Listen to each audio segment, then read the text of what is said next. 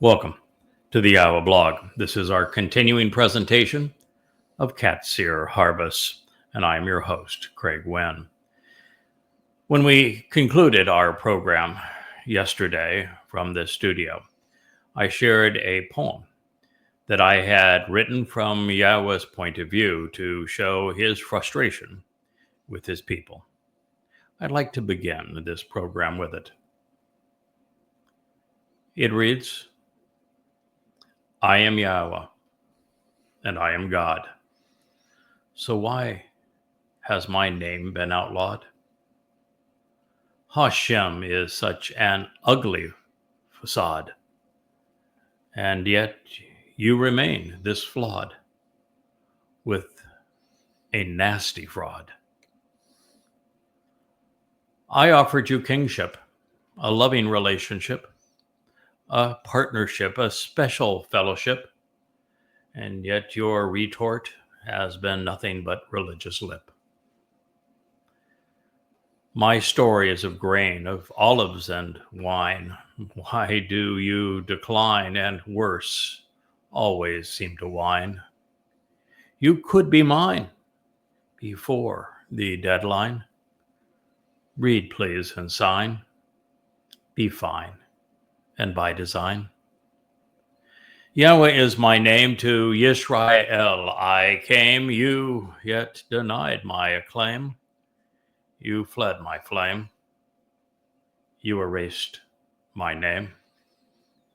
I told you everything you needed to glow, revelations to help you grow. My son, he sowed the seeds, don't you know? And yet you denied him. Such a crushing blow. Your Messiah returns, and yes, he's been here before. Your guilt he then bore. He opened the door of this and far more. I indeed swore. It's all foretold in his Mizmor. Dode is my son, my chosen one. Your salvation he won. It's already done. A Savior is bright as the sun. From my anointed, do not run. He served as the Passover lamb, yet you don't seem to give a damn. He fulfilled the promise made to Abraham. He opened the ultimate door jamb. Yes, Yahweh is my name. To Yisrael I came, yet you denied my acclaim. You fled my flame. You erased my name. I have always loved you. I only wish you knew. And yet you haven't a clue. Such nonsense you spew. So the final harvest, it will be few. The truth, it was not hidden. It's religion that's forbidden. And now that you are so war-ridden, let's look once again at what was written. Yes, Yahweh is my name. To Yisrael I came, yet you denied my acclaim. You even fled my flame. Then you erased my name. When I was your God and Dode was your king, there was a different song to sing. To the Goy, you did not cling. You were shielded from their sting. Isolated now and hated, you are battered. Your dreams are shattered. Your nation is in tatters. My words, they don't seem to have mattered. Yet it's all here in the Mikra. There is no reason to have gone astray. They were the way. Please join me on Shabuah, I say. Yahweh is my name. To Israel I came. You denied my acclaim. You even fled my flame. Then you erased my name. With Dode as your Messiah, as foretold in Isaiah, you were not such a pariah. Have you read Jeremiah? Yes, Dod is his name. To Yisrael he came, yet you denied his acclaim. You robbed him of his fame. What a shame. Who served as the lamb? Whose blood is on that door jamb? Do you need a diagram? Do you even give a damn? Do you know the Son who was given for what he has striven? How are you then to be forgiven? What is your decision? Dod is his name. To Israel he came. You denied his acclaim. You robbed him of his fame. Have you no shame? This need not be the end of the story. You have been called to great glory. To my covenant be a signatory. Of my Torah do query. It's time. What is mine is replevin. Let me remove your leaven. All on the basis of 7. Then I can bring you to heaven. Yahweh, that is my name. It was to Israel I came. Accept my acclaim. Embrace my flame. Reinstate my name.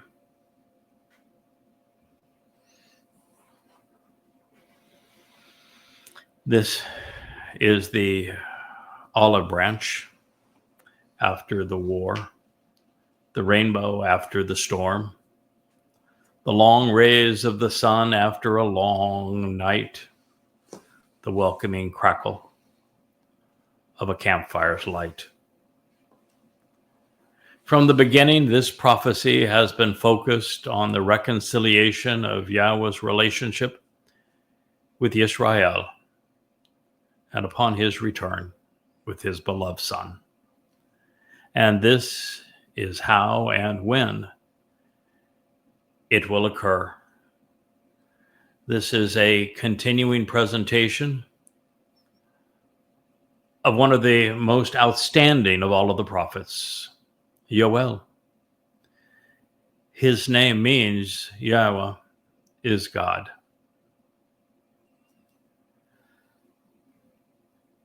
Then it will literally come to pass at that very moment and without hesitation during the last days.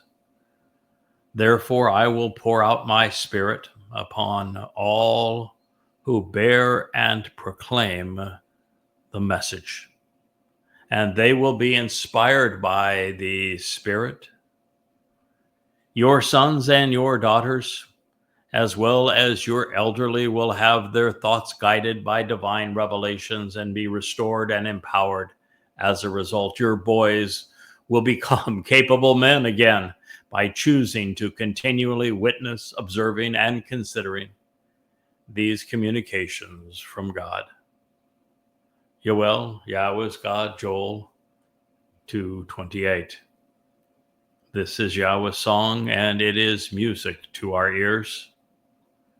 Yes, a time will come in the last days where without hesitation Yahweh will pour out his spirit upon all who proclaim and hear this message. Whether that is many or few will be determined by how you respond to what you're hearing. And they will be inspired, naba. They will communicate as if they were prophets speaking for God at that time. Your sons and your daughters, as well as your elderly, everyone, men and women, boys and girls, will all have their thoughts guided by divine revelations. They'll be restored and empowered as a result. You know why this is possible? Because Yahweh is committed to writing his Torah instructions and guidance inside of us. And now you know the source of prophecy, don't you? Yes, after a long time when Israel has not had much of a backbone. God is saying your boys will become men. Your youth will grow up in strength, and they will do so by choosing to continually witness, observe, and consider these communications from God. As the world collapses all around Israel, there will be a revival in the promised land with the chosen people to be a celebrant, augmenting the chorus, open and declutter your mind, focus on the Torah, think about what the prophets have said, as they have presented and explained so much that is now recorded in the pages of Yada Yahowah, where it is made easier for you to understand. And there you can listen to God. You can respond. And we can all sing our Father's songs and listen to his Son's melodious voice. The year now is 6,000 Yah, and it will be extraordinarily unique. There will be signs in the sky with a total solar eclipse on the 1st of Abib, which will be March 31, 2033, marking the first day of the 120th Yobel year of 6,000 Yah. 2 weeks later, as we celebrate Passover the evening of the 13th and unyeasted bread on the 14th of April 2033, there will be a total lunar eclipse visible in Israel. There'll be no missing the fact that this is year 6,000 Yah, will there? Then on the first day of the 7th month, heralding Yom Teruah, and this magnificent gleaning followed by the greatest show on earth, the spectacle of the Adamah Parah to restore Israel so she can be betrothed to her returning king. So this first day of that 7th month, there will be a second solar eclipse on the 23rd, 2033.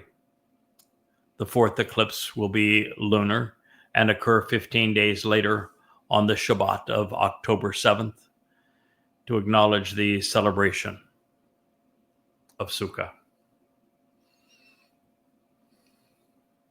With Yahweh reconciling and restoring his relationship with Israel, with him nurturing and enlightening his people, uplifting and protecting them, and with his people acknowledging his presence in their midst, and finally proclaiming his name, God will pour out his Spirit upon those who have heard and are now proclaiming this essential narrative.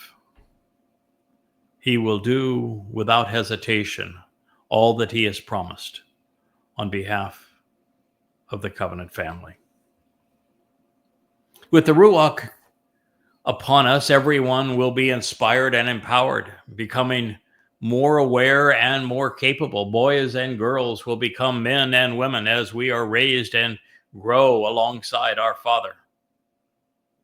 For the first time in history, the truth will be popular.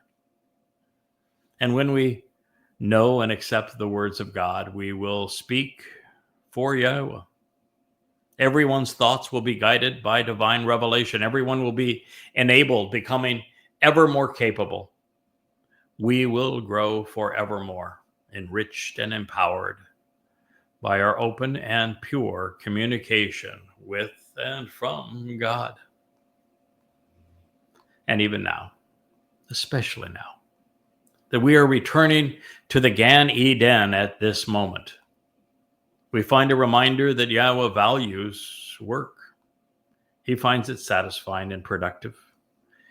We aren't going to speak for Yahweh without the effort of learning more about Yahweh, are we? So we should not be surprised that work is indeed on the agenda. We will have purpose in paradise. And also upon the men who work, and upon those engaged in service to the family. In those days I will bestow my Spirit. The reason this is so important is that at this time and during the Towrah ingathering and thereafter, for us to be enriched and empowered to such an extent, and for us to become immortal and be able to travel through dimensions and time, our bodies will have to be replaced by spirit, which is, from Yahweh's instructions, akin to light energy. And when our souls reside within the Ruach and become spiritual entities, it is at that moment that we can soar through the galaxies. And I don't know if you've heard, but fairly recently it was announced that the scientific estimate of there being several hundred billion galaxies was wrong by a factor of 10. Even before the deployment of Webb, we knew that there were at least 2 trillion galaxies, each averaging well over 100 billion stars. Think of all that there is to visit. And that's in the known universe. That's the part that hasn't gone so far away from us that the light can't reach us.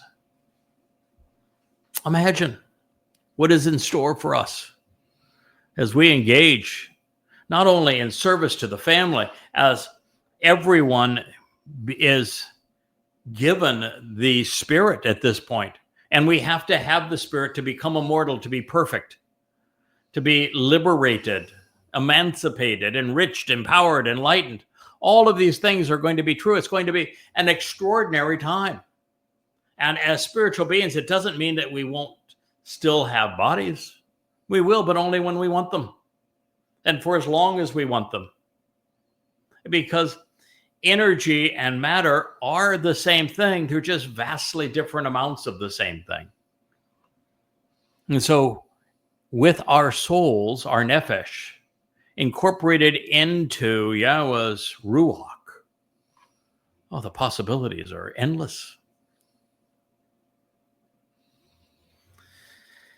So by studying Ebed and Shak, we discovered that families will be formed and children will actually be born on earth. Why not? It makes perfect sense because those on earth who will benefit from Yahweh's Spirit and have intimate knowledge of God's guidance as the Torah is put into them, and they're going to have the best teaching in the world because we're going to be deployed working with Yahweh to educate all of the mortal remnant of Yisrael. That wouldn't it make sense that over the 1,000 years that we all have the opportunity to conceive and raise children? It's the highest calling in life, and that we'll be able to do so without all of the heartache that has preceded it. I think it's a marvelous opportunity. And it also speaks to the realization we're going back to the garden. This is a fun time. We're going to enjoy all forms of beauty and pleasure. And, pleasure comes to men and women in the most marvelous way through love and the sensuality of love. And for there to be children born during the millennial Shabbat, we know that God intends for us to enjoy all that he has made available to us, but in a vastly more purified and enjoyable, enduring way, with the fruit of our love being children who grow up to be covenant. and who grow up to be about their Father's business. So this will be a marvelous 1,000-year celebration of Sukkah. I want you to be there. I don't think I'm overhyping it by saying that there will be all forms of pleasure, and yet the ability for those who are covenant to express themselves between spiritual and material beings, and to make that transition whenever they wish to, and to go anywhere in the universe that their mind takes them. And once there, if there is the reason to take on physical form and enjoy all of the pleasures that come with that. And, we at this point can just anticipate what it will be like to be akin to light, where time is another dimension, where there are an infinite number of possibilities that are afforded to us, where we are in intimate association with God, where we are so vastly enriched and empowered and enabled physically and mentally, and where everything from the enormity of the universe all the way down to the various atoms and quarks and leptons and neutrons and protons and electrons that comprise matter, we will be able to go inwardly and see how it all works together. I'm convinced that God created DNA as a three-dimensional alphabet so that we could all read it and write in it. Now, I'm not going to dare Yahweh anymore over improving the platypus, because, one palmoni is probably enough for me. But nonetheless, I think we're going to have that opportunity. And I'm convinced that one of the great joys would be to actually have a conversation with animals. And I suspect that's going to be possible too. I think we're going to see light as we've never perceived it before. Warmth in a way that is beyond our comprehension at this time. A quality of love that is beyond our current comprehension. And so it appears that Yahweh is encouraging us to accept even as we go forward, the traditional roles, with men working outside of the home and women within it. And I'm not suggesting in any way any degree of inequality here. I'm just saying that as we listen to this, there is the inference that we will have the opportunity to celebrate our initial design. And yet, just because our primary work may be in different arenas, it doesn't mean that our vacations will be apart or that we will celebrate things apart. We will go and explore the universe together. We will raise and nurture our families together. We will love one another and uphold one another and cherish one another. And as such, I think we will all receive this enormous outpouring of Yahweh's Spirit. Now, as someone who has been given the seven spirits of Yahweh, and I maybe should pause here, as I was told there was a song by the Leprous Hornets that was released in the last few days that is now using my translations to conclude that the Choder, who is the one that is imbued with the seven spirits of Yahweh, somehow is magically Dode to David, even though it was written 300 years after Dode passing. And it doesn't describe to the Choder any of the things that Dode achieved. It doesn't mention that the Choder fulfilled Pesach, Matzah, and Bakurim, or even infer that there was anything associated with Pesach, Matzah, and Bakurim, opening the door to life, adopting us into the covenant family, perfecting God's children. It calls the Choder is a stem, and Dode is said his name is beyond just title. His name is Shamak. That's the big branch. That's like comparing a stick to a log. It's like saying that the lesser luminary as the moon is equivalent to the greater luminary that is the sun. It is utterly ludicrous, but they wanted to have a trinity, and that was the only way to have a mommy and daddy God and a spirit mom and to have a son in their trinity. So they've gone that way, but oh my God, it's as if to create a following for the psychotic woman, they will spew out and believe any nonsense. Well, the fact of the matter is that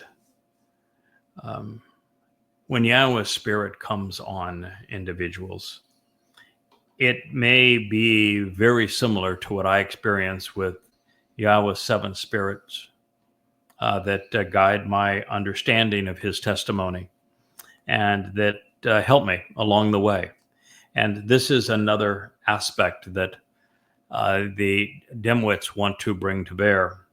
They want to say that if you are a person working for God, a Nakri, a Choder, a Zeroah, a prophet, that you have to be perfect. But where does it say that? And how would it be possible for that to be so? And isn't Dode the person you want to ascribe this role of Choter to, even though he is the Shamak, even though we know him to be a great prophet, even though he is the Messiah and the Son of God? He has the highest calling of all, the greatest accolades of all, and yet he is absolutely and unequivocally not perfect. And even Moshe, the greatest prophet according to Yahweh, had a complete meltdown, said things of God that no one should even think, much less say. Struck the rock rather than talking to it. He wasn't perfect either, was he? So maybe you want to think through your plan because, well, your plan's got a few holes in it.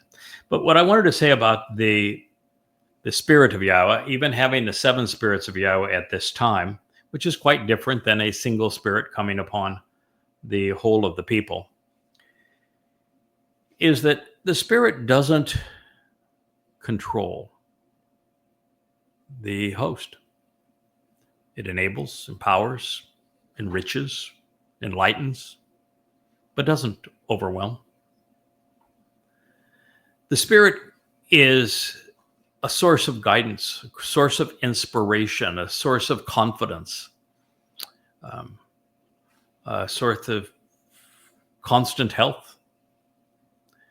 But the Spirit doesn't run the individual as if it were an operating program, and the individual is nothing more than a machine, a computer. That's not the way God works. It's not the way God wants to work. He doesn't want children who are robots. He doesn't want children who are perfect. What he wants is all of the gunk that we had associated with us through religion and politics and militarism and conspiracy. He just wants all that gone. And once all that's gone, he's not looking for perfection. That would be so utterly boring. Why do you think God wants a whole bunch of himself running around? I mean, it's our imperfections that make us interesting. And so the Spirit isn't going to run us as we were, okay, now we're going to praise Yahweh. Okay, it must be time for Pesach. No. That is not the way it works. The Spirit is uplifting, it's empowering. The Spirit is enriching and enlightening and enabling. The Spirit is not controlling. And I know. I've dealt with the 7 spirits of Yahweh now for 24 years. I can tell you how this works.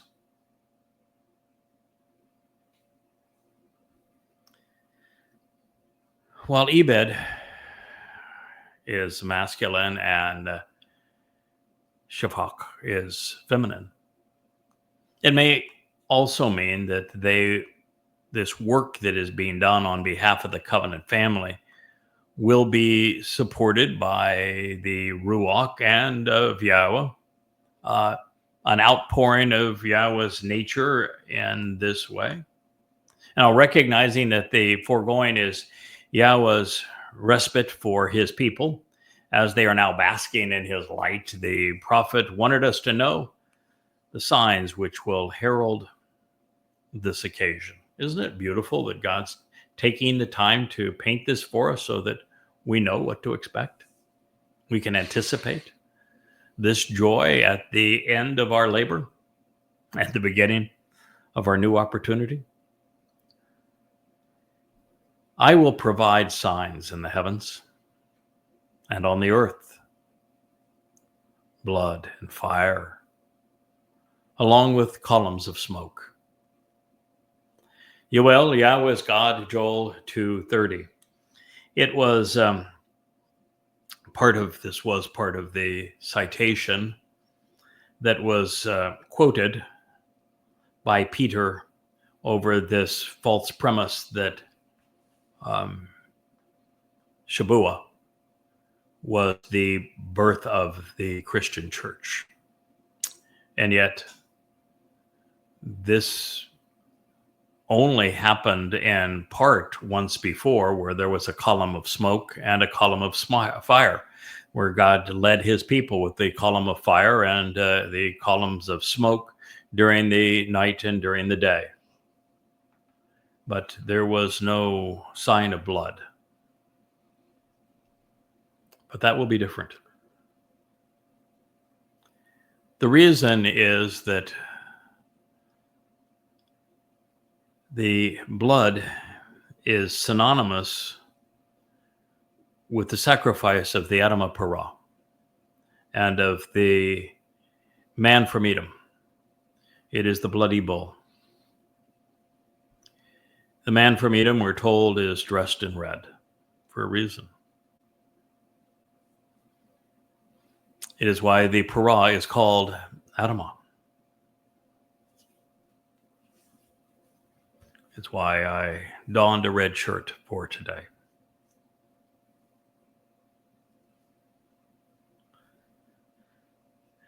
It is also true that we will witness a blood moon at this time, and that we're going to witness fire as we have never seen it before. It's going to be the greatest spectacle on earth. Yahweh is going to not only ignite this fire and there'll be these columns of smoke that billow up to the heavens, because he's going to use them in two ways. Fire is transformative, and it consumes dead organic material, and it transforms that into light, warmth, and energy. So on the negative side, which is actually a positive for the survivors who are part of the mortal remnant of Israel, that all of those belligerents, particularly Islamic terrorists who have come to, well, do what they did on 10/7 to Israel this final time, they're going to be incinerated. That's what fire can do. And you're going to see there's what was of them is going to go up in columns of smoke.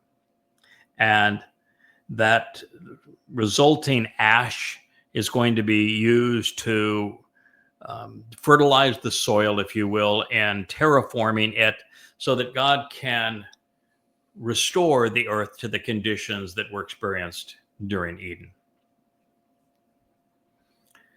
Also, with the fire, there is not just this transformation from decaying mortal bodies to energy-based beings, but also a purging, turning the dross into ore, into dross and something exceedingly valuable. So fire can refine, it can purge. And that is the other aspect of it. And then the smoke that comes up from the the consumption of the body of this bull, this red bull, the Adamah Parah, who is so productive in this way, that is part of the cleansing of the adulterous woman. It's mixed with copious amounts of water. This ash will have a cleansing effect. So this is really a marvelous picture, and that's why it's this particular time, Towrah, in year 6000 Yah, the 23rd and 24th of September, and 2033 is going to be the greatest show on earth. There's nothing that has ever been experienced like it previously. Yahweh is going to put on a great show, and he has picked the man of all men to be his orator. It's going to be Elia. I'm going to be there, but only performing the role of the bull on this occasion. But it's, it's nice to be written into the story, no matter what your role might be. So, in interpreting this, just before his return, we are going to find that the moon will be turned to blood. And this could be a reference to the temporary sacrificial death of Yada by the Torahless one on or around Towrah, that he represents the moon. He is the lesser luminary to the sun. His sons, the sun's greater luminary. And therefore, the very fact that Yada will be bloodied, it tells us that there will be a bloody moon. It could also be that when, I don't know if you've ever seen it before, I have, when there's a lot of smoke in the air and you're looking through and see a moon with a lot of smoke, or the sun with a lot of smoke, it appears red. Just the way that the light coming through the smoke transforms its color. And so the blood of the bull could be sprinkled, and will be sprinkled on the mercy seat of the Ark of the Covenant, as is required for the children of Israel to approach and be reconciled during Kippurim. As for the Bashar, the herald, shedding the old Bashar body, it's going to be a welcome relief. And so this is an accurate rendering of the intent, and it is a good thing for all concerned.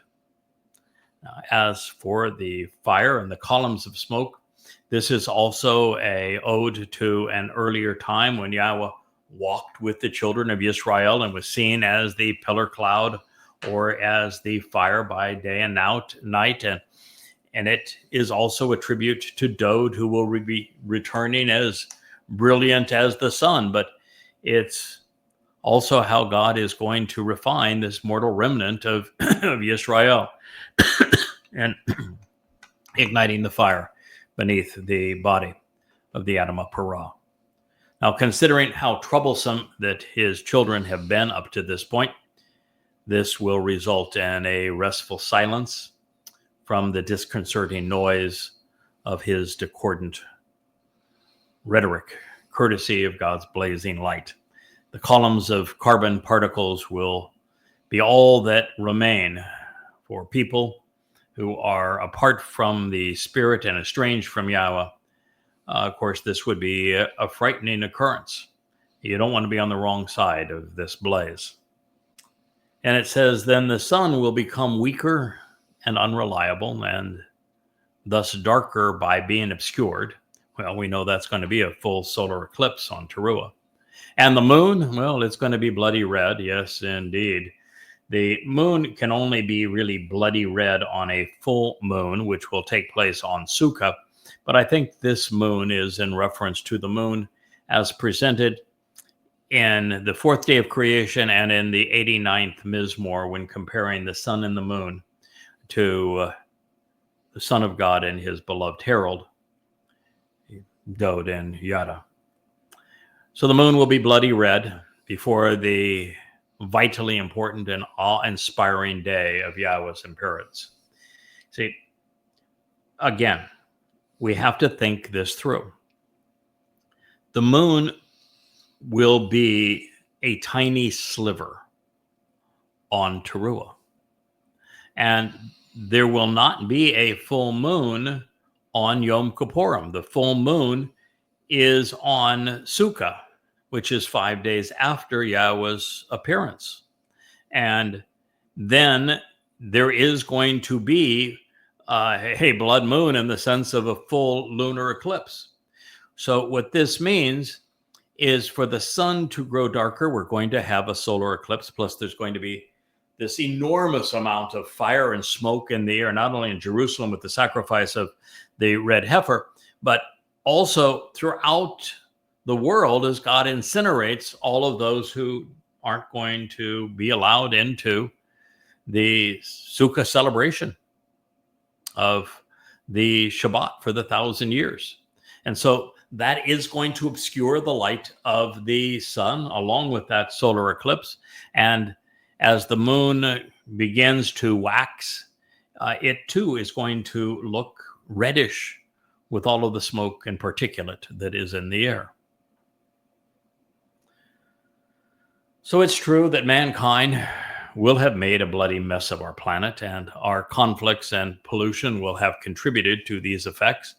But this is really a transformative time. This is when Yahweh is transforming the earth and ridding our planet of all of the religious and political and military pollutants and the ill effects that they have had. And so there's going to be residual fallout. I think that by this time we're not dealing with nuclear fallout, because I think we're talking now about that 10 days between the sacrifice of the Adam of Perah and Yahweh's return. But nonetheless, preceding it, there is going to be a nuclear war and a nuclear winter. And it's going to have a tremendous effect on weather patterns on our planet. And of course, America has pursued a very dangerous agenda in the Middle East and against China and Russia, particularly with its proxy war in Ukraine. And since all of this will be occurring immediately prior to Yahweh's return on Yom Kippurim in year 6000 Yah, October 2nd, sunset in Jerusalem 2033, the skies are going to darken appreciably prior to this time, and then Yahweh is going to transform the earth using fire. Now, there are a number of ancillary interpretations of this symbolic language. For example, since Dod is represented by the sun, his role in our redemption and return as our king will be obscured by Satan, who wants to rise above him by condemning Dod and replacing Dod. And by writing Chapak, Yoel may have made an interesting prediction pursuant to this, because it invokes the idea that as Satan's most popular guise, the sun will be overturned, if you will, and proven unreliable in the last days. But keep in mind that when Dod returns, he is going to be as brilliant as the sun, so he is the replacement. So its illumination may be dimmed because the sun's illumination will be increased. So this possibility, of course, is reinforced in Yeshayah 14, where the prophet names Satan as Halal ben Shakar, the arrogant one, reflecting the light of the rising sun, which will now set for the last time as Hasatan. Now, the sun, however, is not going to be extinguished. Its luminosity on earth will be darkened in the aftermath of Satan's upheaval, and particularly the billowing smoke that is going to be ushered in by Yahweh's terraforming of the earth. So these things are all at play, and it's important to know that they should be anticipated. Also, the moon will not be turned to blood, but will be perceived as reflecting a diminished reddish-brown aura. And if you've ever seen a moon during a full eclipse or viewed through the air saturated with smoke, you'll recognize this phenomenon, as I've already shared with you at the timing of the full moon and what's going to happen when you look at the moon as it waxes between Towrah and Kippurim. And it will be 3/4 of the way, 10 of 15 days along the way, 2/3 of the way to full by the time of Yahweh's return. And it is an important distinction, because if the light reflected off of the moon's surface is diminished by all that Yahweh is doing to terraform the planet at this point and at this magnitude, even observing the new moon, especially in the 7th month of the year of the time of Yaakov's troubles, will be a good challenge. And the first emerging crescent is normally hard to see. But nonetheless, we've already determined the date. Therefore, for those who survive long enough to witness the fulfillment of Yom Kippurim with Yahweh's return with his beloved son, and then the Mikra of Sukkah, which begins the millennial Shabat, they will not actually be able to see the first crescent of the new moon, which not only designates Towrah, but also determines the arrival of the day of reconciliation 10 days later. We've anticipated it, and we have established it, and we will convey it so that you don't miss it. Fortunately, Yahweh is offering an all-express paid trip out of harm's way, which is the better option for everyone. What follows serves to reassure God's people that we have properly presented these events as they will transpire. It is one of the most uplifting prophecies ever written.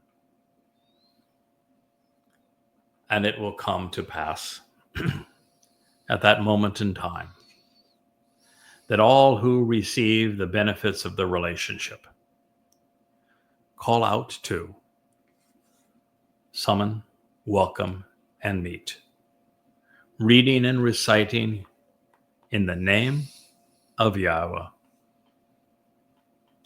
And they will be spared and delivered, protected from danger, and saved from harm. Indeed, within the mountain of the signs posted along the way and throughout Jerusalem, there will be deliverance for a remnant, just as Yahweh has promised. And among the survivors within this remnant are those benefiting from the relationship who Yahweh has invited and welcomed. Yoel, Yahweh is God, Joel 2:32. Boy, is there a lot to unpack. And this one, what a treasure. We have our God's word, Yahweh's word, on the realization that a time will come when all, kol means all, that's all means, who receive the benefits of the relationship, Asher, and who call out and summon so as to welcome and meet together in the name of Yahweh. Well, doesn't that tell you that you ought to pay attention to the Kara? The Kara are the Mikra, the plural Mikre, Pesach, Matzah, Bikurim, Shabua, Teruah, Kippurim, and Sukkah. And now are we not celebrating Kippurim, the day of reconciliations, the great day of Yahweh? And to be there and counted among those who are going to benefit from this day, who will be celebrating this day, doesn't it mean that it's not Hashem, but Ba-Shem Yahweh, in the name of Yahweh? If you can't get to that point, that you're willing to call out and meet in the name of Yahweh, then you will not be among those celebrants. So it will come to pass in a moment in time that all those who receive the benefits of the relationship will call out and summon, meeting in the name of Yahweh, and they will be spared. They'll be delivered, protected from danger, and saved from harm. Malat, they will be rescued and escape. This is the end of the time of Jacob's troubles. And Yahweh was saying that those who embrace his name at this time, who seek the benefits of the relationship, they will be spared. There will be a remnant that is spared. There is hope. Then you can be among those chosen few based upon your response to this message. And all of this is going to take place in the most special place on earth, on Ha Sion, on the mount where the signs are posted along the way. Har Sion is the ridge line between the city of Dod and Dod's home at the bottom of this peninsula, really, if you will, the ridge line of Sion that runs all the way up to Yahweh's home on the summit of Mount Moriah, now known as the Temple Mount. And that ridge line Yahweh describes as Zion because there are signs posted along the way that point the way from Dod to Yahweh. And of course, all of this is in Jerusalem, which is the source of guidance and teaching on reconciliation, where there will be deliverance for a remnant. Survivors will remain, and they will be free finally, at long last, from oppression, just as Yahweh has promised.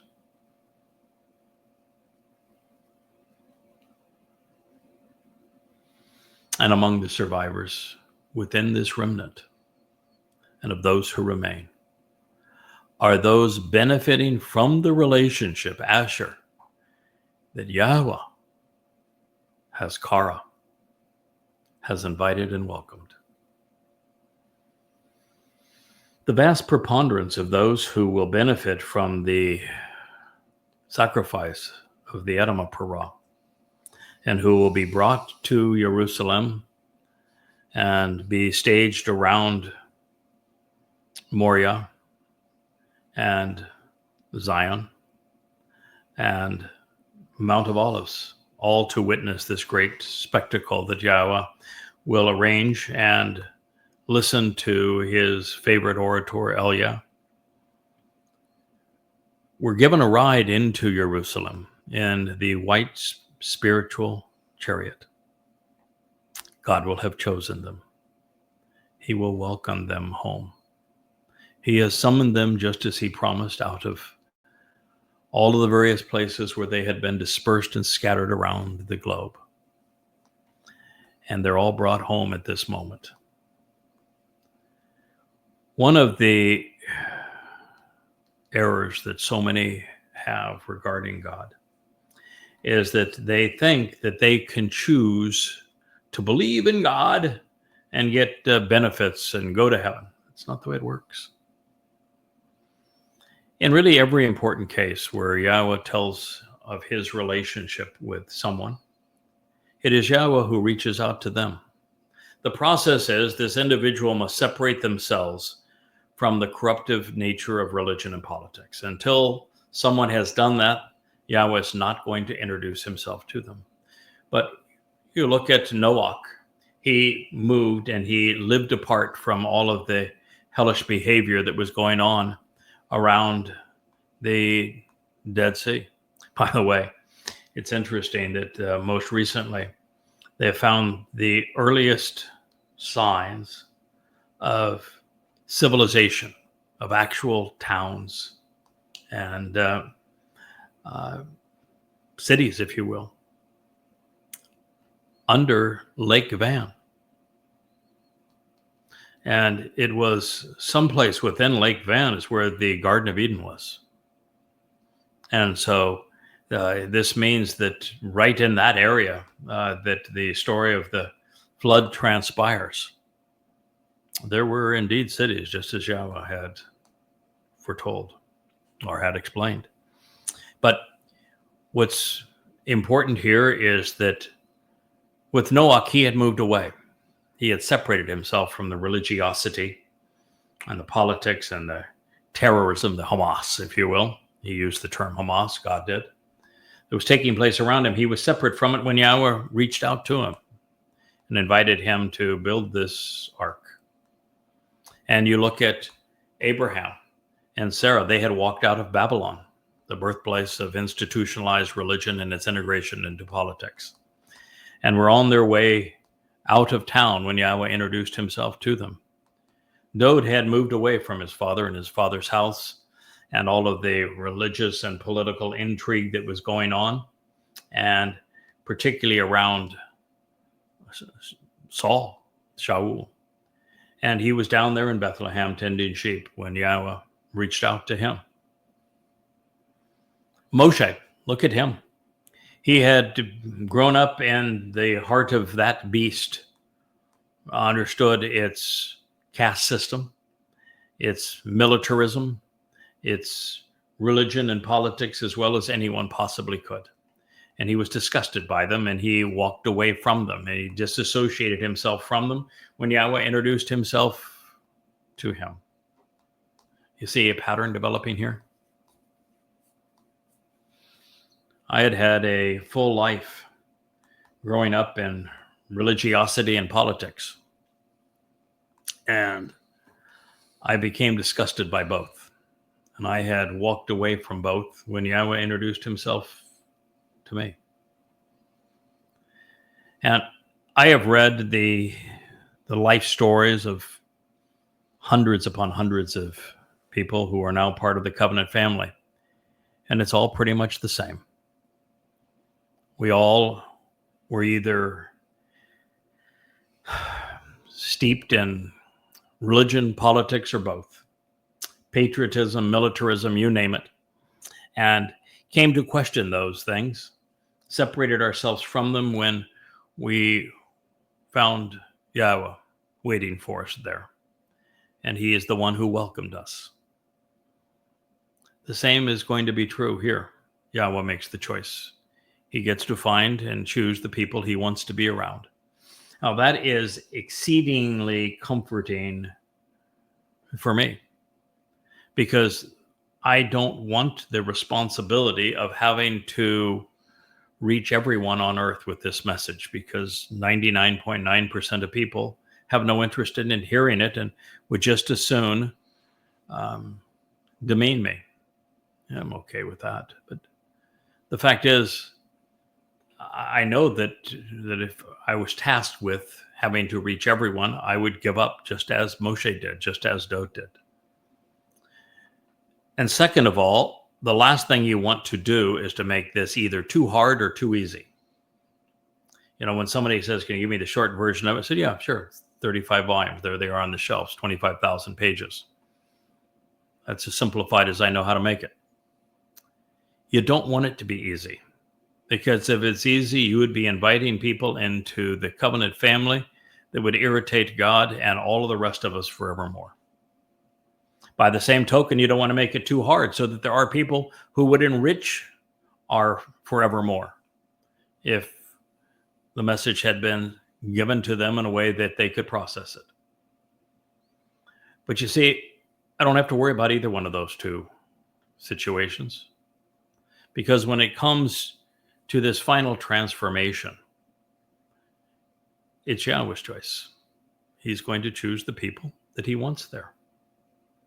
And then he is going to orchestrate the process that makes it possible for them to be with him. That sounds like a very good plan to me. So Yahweh's advice to Yehudim, as reported by Yoel, is to accept the benefits of the relationship, which are administered through the fulfillment of the Mikra, which are the invitations to be called out and meet. Pesach, Matzah, Bakurim, and then delivered further on Shabuah and Towrah, celebrated on Kippurim, so that we can enjoy Sukkah together. And as always the case, the first step in that direction is to do what Israel has not done in 3,450 years, which is to summon Yahweh by name. That's why all of these books are called Yada Yahowah. That's why this is the Yahweh blog. Which is why the thing that was the most important aspect of this mission, dating back almost 24 years ago now, was to reintroduce Yahweh's name to his people. Not only conveying it properly, but explaining it and then proving that this is the correct pronunciation of Yahweh. Now, should this remain a hurdle too high for the children of Israel to cross, then, well, most are simply going to miss the opportunity of a lifetime. Yahweh alone can spare Israel from Islamic genocide so that they survive the time of Yaakov's troubles. It is Yahweh or nothing. It is now or never. Heaven won't wait. There's only one name for God, and it is the one and only name capable of saving us from ourselves. Only those who call upon the name of Yahweh will be spared. All others will be separated either into Sheol or die. For Israelites that say they're fine because they're Torah observant, no, if you were Torah observant, you would know and say Yahweh's name. You would know that that is the name that Yahweh gave to Moshe. And he said, it was the name I want to be recalled and remembered forevermore, no matter where you are, no matter when you live. You would know that Yahweh used his name 7,000 times. You would know that Yahweh is his one and only name. You would know that he introduced himself by name in the first statement he wrote in stone. I am Yahweh, your God. And you would know that erasing his name is unforgivable, because that is the essence of the third statement he wrote on the first of the two tablets. You would know these things if you were telling the truth. Now, you can argue this point until you're blue in the face, but it's not going to change God's mind. From his perspective, liberated in time, this has already occurred. And it is as it should be. Yahweh's name is the point of our departure, one way or the other. God's proper designation is vehemently opposed in Judaism and the whole of the rabbinical Talmud. Yahweh's name is excluded, while the names of hundreds upon hundreds of insulting rabbis, well, they are included. Not that it matters, since they have doomed themselves in hundreds of other ways. Yahweh's name is expressly banned from Roman Catholicism, which is the unforgivable crime depicted in the third statement, Yahweh etched in stone as a reminder. Yahweh was not only omitted from the Christian New Testament, but God's name was also replaced by the Lord and Jesus Christ. And it was the sleight of hand which facilitated the fraudulent integration of Psalm 110 and Joel 2:28 through 32 into the Christian scriptures, particularly into the second chapter of Acts and the birth of the goddamn church. Yahweh's not going to accept a fraud. And thankfully, the requirement of knowing and using Yahweh's name to be counted among those he saves will exclude all Muslims, all Hindus, Buddhists, Mormons, Scientologists, and Marxists, in addition to the Haredim and Christians. There will be no religious in heaven. Not a single rabbi or Hasidic Jew will be among the surviving remnant. Not one. No one is more adverse to saying God's name than the ultra-Orthodox. It is a crime that will cost them their souls. A consequence I both lament and celebrate. There can be no justice unless those in the best position to know and convey the truth are held accountable for committing the deadliest crime in human history. Judaism has been a great curse on Jews. Those who were malat, spared and protected by Yahweh, don't just suddenly Amar, say his name. They kara ba shem Yahweh, to be malat. They call out and summon and invite the name of Yahweh so that they are delivered from harm's way. Kara is the most important verb in the Hebrew language, maybe apart from haya, which means to exist, which serves as the basis for Yahweh's name. But kara means that those reconciled Israelites and Yehudim, kara, they call out to Yahweh. They summon and invite Yahweh into their lives. They read and recite his name. They proclaim it because they want to be called out of man's mess and meet with God. And in this way, they are welcomed into his company. It is a full service verb. And this is why the verb kara defines mikre.